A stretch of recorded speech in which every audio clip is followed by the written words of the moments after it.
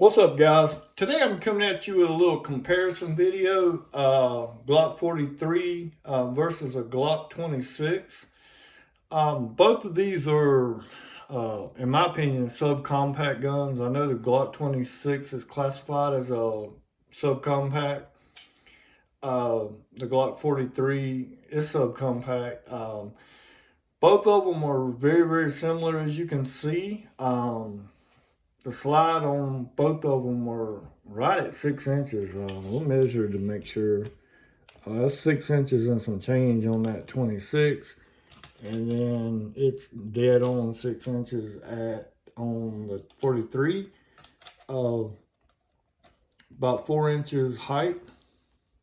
And then actually the 26 is, that's about 4 inches too, but this is a little bit taller. So yes, 4 inches and some change. The thickness on it is where, so it's an inch and a little bit, and then that one is less than an inch thickness. Now that's kind of the trade-off about where people, and how much they weigh. Reset that. Yeah, you can see that. That weighs 17.95. It's empty. That's the 43. The 26, 21.27 is empty. So I mean, there is a weight difference. If you look at them like side by side, you can see the thickness difference in them. You look down the barrel of them. The 43 is actually, well, they look almost identical, but the 26 is, well, they look identical to me. As far as the height, that's the height. The 43 is bigger. But you saw on the ruler a while ago that I showed you that I think the 26 is a little bit longer. The 26 comes with this is the flat round stuff, so that comes with 10 plus 1, making for 11 for that. That's a generation 3, and this is a generation 4. This holds 6 rounds, and one in the chamber makes for 7. So you ask yourself, why would you buy the 43 when you can carry the 26? It's basically the same gun. Also the 26, you can put Glock 19 magazines in it and have 15 plus 1. I added that little insert so you can get a full grip for a full-size gun. It'll hold Glock 17 mags, Glock 19 mags, and Glock 33, I think, or Glock, yeah, that's it. I mean, I think it's 32 round mag, and then one in the pipe would make 33. Overall, I paid, I don't know, $450 for this, maybe out the door, and I paid $500 for this one. They're both good guns, and they're both good carry guns. I have a multitude of carry holsters for them. I normally carry them inside the waistband. This gun is too big to be putting in your pocket. Unless you've got, really big pockets or like really big pants. I wouldn't recommend. I would recommend carrying a Glock in your pocket anyway, because I mean, you got a pretty easy trigger pull. I mean, it's, well, this one's a little heavier than the 26. I didn't show that thing's unloaded because I put that loaded magazine in it, and it is. See, that's a 5.5 pound trigger pull. I think this is a little more. I'm not sure what it is. I think it might be maybe 6. Just 6. It is heavier than this one. If you want specs, you can look all that up You know, I'm sure you can Google it or YouTube it or whatever, but just, you know, seat of the pants, kind of like, I can tell this is a heavier trigger pull. Not LCP double action heavy pull, but it's a little heavier than that. So I'm thinking it's about 6 or 6.5. It's somewhere in that neighborhood. Both of them are good guns. You got your regular Glock sights. They call that like a U sight or U channel. I don't have any problems with Glock sights because I'm used to them.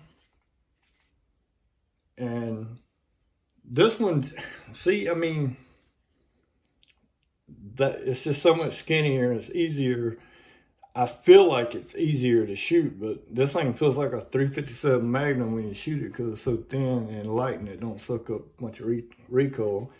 This one, you know, if you got bigger hands, you can get, and I normally run these with like a pinky extension. I've actually got a Garrison pinky. It actually adds a whole nother channel, so you can get a pretty full grip on that. And then I run this one with a pinky grip. But I wanted to do them, I wanted to compare them as is, kind of based on, you know, what they stock and, you know, as far as the best, you know, easiest one to conceal. But if you look, I mean, they're pretty close. I mean, it's well, after I bought the 43, I do like the thinness of it.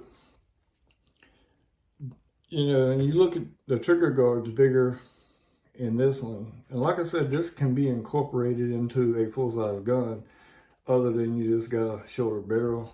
It's like with that Glock 19. I mean, it shoots just as good as, I got some full-size guns and it shoots just as good. This one here, like I said, it's snappy.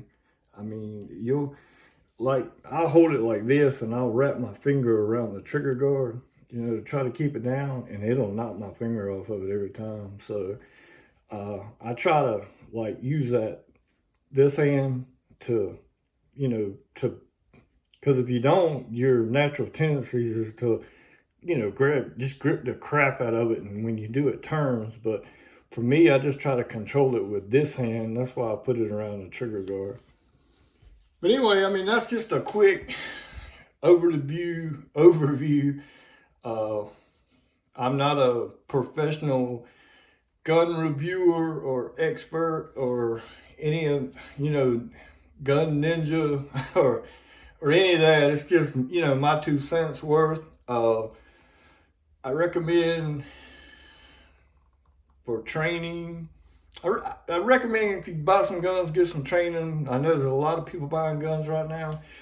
A lot of first-time buying guns. Learn how to operate the gun, learn how to work it, be a master of weaponry. I kind of stole that from Clint Smith, but learn how to operate all the weapons that you can. You might have to pick one up in a fight.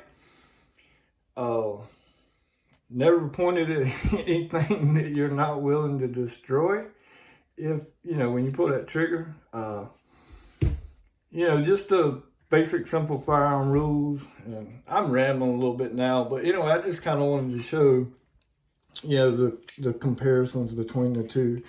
And I don't know if I showed you a good close-up of that, but the magazine release on this is the Gen 4, so it's a little bigger, where the one on the Gen 3 is smaller. I have a hard time, well, not a hard time, but it's a little bit more difficult to get it out. I'll have to just rotate the gun kind of in my hand to get to it, where on the other one I don't. I just like, it's there. It's a little bit closer to it. It's closer because it's bigger. I think you can add like a bigger a bigger magazine catch for this gun, you know, if you want to modify your gun. But I recommend don't put anything extra on your gun that you're going to conceal or snag or whatever. As far as, I might as well show, I guess, since I got it here. Pull the trigger, pull them down, slide comes off, recoil, just pull the recoil spring out, pull the barrel out, and back on your, put it back on, well, pull the hole down, and it's back together, boom. I didn't pull the magazine out, that's what was happening.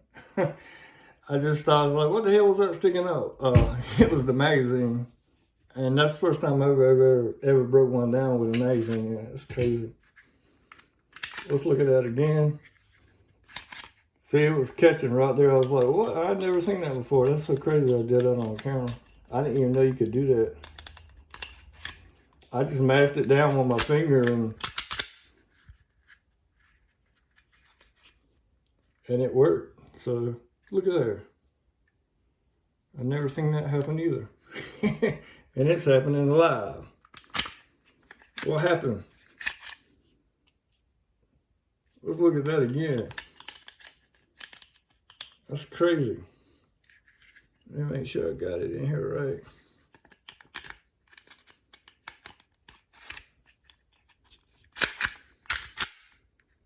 There we go. Now it's back together. That's crazy. I've had just saw two things I've never seen breaking a gun down on camera. But anyway, guys, I appreciate you watching. Watching me fumble around with that. I can normally do that blindfolded. I've never seen that. I'm glad I did, because I know you can put it back together with a magazine in it. But then there again, if you got a magazine in it and you pull that trigger, you accidentally pull that trigger and boom. So, but anyway, I'm glad it happened on camera, because, well, we all make mistakes. And like I said before, I'm not an expert. And, you know, I don't know what happened with that rod sticking out like that. It blows my mind. After this video is over, I'm going to take it apart and look at it.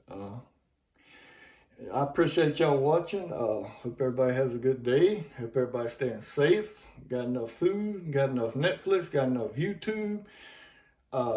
Hit that like button, hit that subscribe button, share the video, and drop me a comment. If you think I know I'm talking too much, but if you think so, comment, hey dude, don't talk so much.